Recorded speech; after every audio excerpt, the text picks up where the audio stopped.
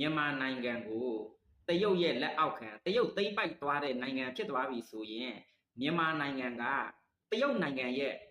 ပြည်နယ်အစိတ်အပိုင်းတစ်ခုအနေနဲ့ထားပြီးတော့မှတရုတ်ကသူ့နိုင်ငံဖွံ့ဖြိုးတိုးတက်ရေးစီမံကိန်းတွေလုပ်တယ်လို့မျိုးမြန်မာနိုင်ငံကိုရောလုပ်ပေးမယ်လို့ထင်သလား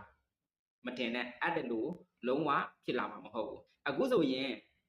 မြန်မာနိုင်ငံကတရုတ်နိုင်ငံရဲ့အပိုင်တရုတ်နိုင်ငံသိမ်းပိုက်သွားပြီလို့တရားဝင်မကြေညာပေမဲ့မြန်မာနိုင်ငံရဲ့တဝက်လောက်ကတရုတ်ရဲ့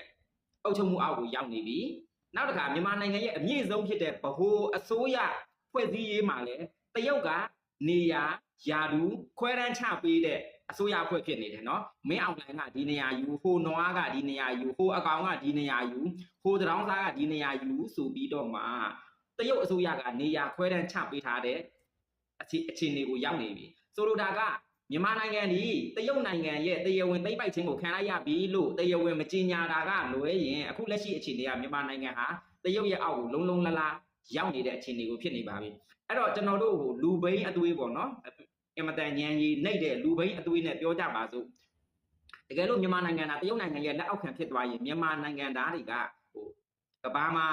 မျက်နှာငယ်စရာမလိုတော့တဲ့တရုတ်ပတ်စပို့ကင်ပြီးတော့ကဘာပတ်နိုင်မယ်ထင်သလားမြန်မာနိုင်ငံကိုတရုတ်နိုင်ငံရဲ့အစိပ်ပိုင်းတစ်ခုအနေနဲ့သဘောထားပြီးတော့မှသူ့နိုင်ငံဖွံ့ဖြိုးရေးလုပ်တဲ့လိုမျိုးမြန်မာနိုင်ငံကိုရောဖွံ့ဖြိုးရေးလုပ်ပေးမယ်လို့ထင်သလားအဲ့ဒီလိုလုံးဝဖြစ်လာနိုင်စရာအကြောင်းမရှိဘူးတရုတ်ကမြန်မာနိုင်ငံတဲကနေသူလိုချင်တာကိုရတဲ့လောက်နှိုက်ထုတ်ပြီးတော့မှမြန်မာနိုင်ငံသားတွေကိုကြုံပြုတ်သွားမယ်တရုတ်ကမြန်မာကိုဘလို့ပုံစံမျိုးကြုံပြုတ်မလဲဆိုတော့ဗျာလွန်ခဲ့တဲ့နှစ်ပေါင်း100လောက်ကဒုတိယကမ္ဘာစစ်ကာလတုန်းကလို့ပေါ့နော်ဒီအမေရိက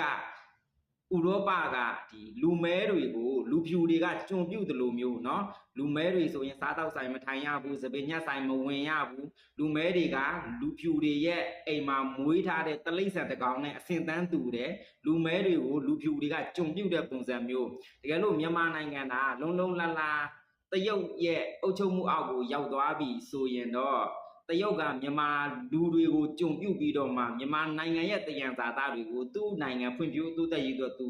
အသုံးချသွားမယ်ပေါ့ဗျာအဲ့တော့ပြောချင်တာကကျွန်တော်တို့ဒီတော်လှန်ရေးတာမအောင်မြင်ခဲ့ရင်